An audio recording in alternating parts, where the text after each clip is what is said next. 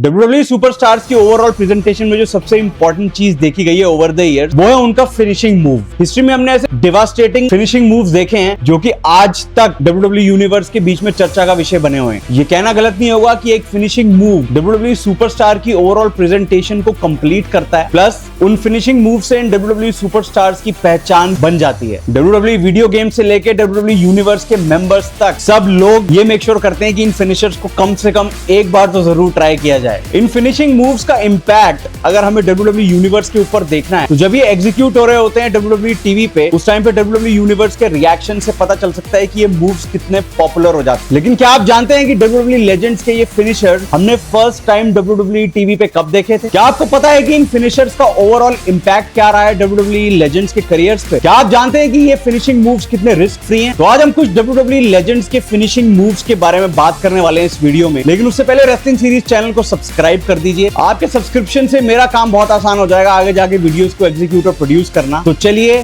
It's क्लॉबरिंग time.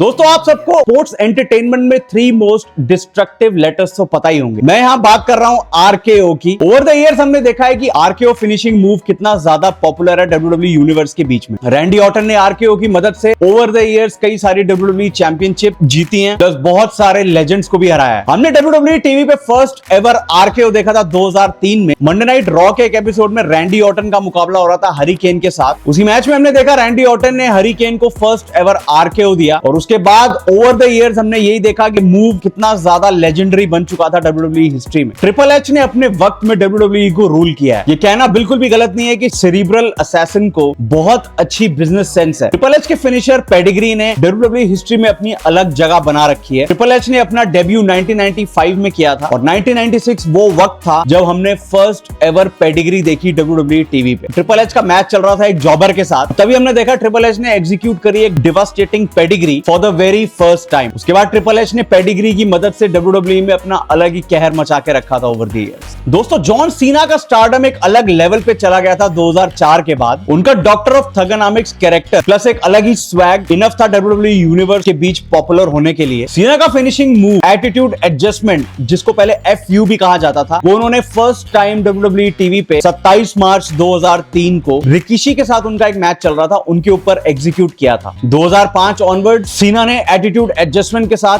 STFU, ये एक submission move है जो उन्होंने अपनी फिनिशिंग मूव लिस्ट में ऐड किया। ओवर द इयर्स हमने बहुत ही हिस्टोरिकल एटीट्यूड एडजस्टमेंट देखे हैं जो जॉन सीना ने एग्जीक्यूट किए हैं अपने ओपोनेंट्स के ऊपर WWE हिस्ट्री में। One of the biggest WWE superstars of all time list में अगर नंबर 1 पे मैं अंडरटेकर को बोलूं तो ये कहना बिल्कुल भी गलत नहीं होगा। हम सब जानते हैं अंडरटेकर ने कैसे रेसलमेनिया को डोमिनेट किया है ओवर द इयर्स, प्लस एक बैक स्टेज उनकी जो रेपुटेशन रही है और ऑल अक्रॉस द वर्ल्ड जो उन्होंने अपनी रिस्पेक्ट अर्न करी है वो काबिले तारीफ है। और मुझे नहीं लगता कि इसका मुकाबला आने वाले टाइम में कोई सुपरस्टार कर भी पाएगा। अंडरटेकर ने अपने करियर में 4 फिनिशिंग मूव्स यूज किए हैं, choke slam, tombstone, Hell's Gate submission move और लास्ट राइड। अपने WWE डेब्यू में 1990 सर्वाइवर सीरीज में अंडरटेकर ने हमें first time tombstone pile driver execute करके दिखाया WWE टीवी पे। ओवर द इयर्स अंडरटेकर ने टूम्बस्टोन पाइल ड्राइवर की मदद से बहुत सारे हिस्टोरिक मैचेस अपने नाम किए हैं और इस मूव में अंडरटेकर हमेशा एक खास ख्याल रखते थे कि जब भी वो ये मूव एग्जीक्यूट करें तो उनके ओपोनेंट का जो नेक है वो रिंग पे ना लगे। तो मैक्सिमम इंपैक्ट जो इस मूव के अंदर होता है वो अंडरटेकर की नीज पे ही जाता था। Undertaker being a historic legend हमेशा इस चीज का ध्यान रखते थे कि उनके ओपोनेंट हमेशा सेफ रहे जब भी वो टूम्बस्टोन पाइल ड्राइवर एग्जीक्यूट कर रहे हो। दोस्तों, बीस्ट इनकार्नेट ब्रॉक लेसनर ने जैसे अपने ओपोनेंट्स को डोमिनेट किया है over the years WWE history में, वैसी डोमिनेशन आगे जाके हमें शायद ही देखने को मिल सकती है। और उनकी इस डोमिनेशन में उनके फिनिशिंग मूव F5 ने बहुत अहम भूमिका निभाई है। लेसनर का फर्स्ट एवर F5 हमने उनके डेब्यू में यानी कि मंडे नाइट रॉ मार्च 2002 में देखने को मिला था, रेसलमेनिया 18 के next day. All of a sudden Lesnar ring में आते हैं और उन्होंने मेविन को अटैक करा और मेविन को अटैक करते ही उन्होंने F5 एग्जीक्यूट करा। इसके बाद आप सबने ही देखा है कि ब्रॉक लेसनर ने कैसे F5 की बारिश करी है WWE टीवी पे फॉर द नेक्स्ट 20+ इयर्स। दोस्तों, 1997 में रॉक अपनी इंजरी से रिटर्न कर रहे थे। उसी साल उन्होंने ज्वाइन करी नेशन ऑफ डोमिनेशन और बन गए एक हील। फारूक का मैच चल रहा था DOA के एक मेंबर के साथ। रॉक एकदम से एंट्री लेते और ये वो मोमेंट था जब हमने फर्स्ट टाइम रॉक को रॉक बॉटम एग्जीक्यूट करते हुए देखा WWE टीवी पे। ये एक्सप्लेन करने की जरूरत नहीं है कि रॉक बॉटम मूव ने रॉक के करियर में उनको आगे बढ़ाने में कितनी ज्यादा मदद करी। WWE यूनिवर्स की फेवरेट फिनिशर्स की लिस्ट में rock bottom one of the top moves के अंदर काउंट होता है। इसी के साथ रॉक पीपल्स एल्बो भी एग्जीक्यूट किया करते थे, जो अपने आप में ही एक लेजेंडरी मूव है। दोस्तों 1996 में रिंग मास्टर के नाम से WWE डेब्यू करने वाले स्टोन कोल्ड स्टीव ऑस्टिन उन दिनों अपने रिंग मास्टर गिमिक से बिल्कुल भी खुश नहीं थे। जैसे ही उन्होंने शिफ्ट करा रिंग मास्टर गिमिक से स्टोन कोल्ड गिमिक पे, तभी हमने देखा for the very first time stone Cold stunner. King of the ring 1996 qualifying match में सावियो वेगा के ऊपर उन्होंने first time stone Cold stunner execute किया WWE टीवी पे। इसके बाद ओवर द इयर्स ऑस्टिन ने जो स्टोन कोल्ड स्टनर की झड़ी लगाई है अपने करियर में, मुझे लगता है Stone Cold Stunner finishing move WWE universe का one of the favourite moves of all time है। हेड ऑफ द टेबल और ट्राइबल चीफ बनने से पहले रोमन रेंज एक ग्रुप का पार्ट हुआ करते थे जिसका नाम था द शील्ड। शील्ड ने डेब्यू किया नवंबर 2012 सर्वाइवर सीरीज पे। 26 नवंबर 2012 मंडे नाइट रॉ के एपिसोड में रोमन रेंज ने फर्स्ट टाइम WWE टीवी पे एग्जीक्यूट किया द स्पीयर, और उन्होंने राइट बैक पे ये एग्जीक्यूट किया था। आज की डेट में रोमन रेंज WWE हिस्ट्री में एक ऐसा नाम बन चुके हैं कि आने वाली जनरेशंस के लिए as an inspiration Roman Reigns का नाम यूज किया जाएगा, और इस मुकाम तक पहुंचने में रोमन रेंज की फिनिशिंग मूव द स्पीयर का बहुत अहम भूमिका है। Apart from all these move, मुझे GTS बहुत ज्यादा पसंद है CM पंक का। वो मैंने इस वीडियो में कवर नहीं किया है बिकॉज CM पंक के ऊपर बहुत जल्दी एक डेडिकेटेड वीडियो आने वाली है, तो उसके अंदर GTS की काफी बात होगी। सो दोस्तों ये थी कहानी कुछ WWE लेजेंड्स के फेमस फिनिशिंग मूव जो कि उन्होंने फर्स्ट टाइम एग्जीक्यूट किए थे WWE टीवी पे। वीडियो को यार लाइक कर देना और अपने दोस्तों के साथ शेयर जरूर करना, इससे मेरी बहुत हेल्प होगी। मैं करता हूं इस वीडियो को एंड और आपसे मिलता हूं नेक्स्ट संडे को एक नए WWE के किस्से के साथ। Till then take care,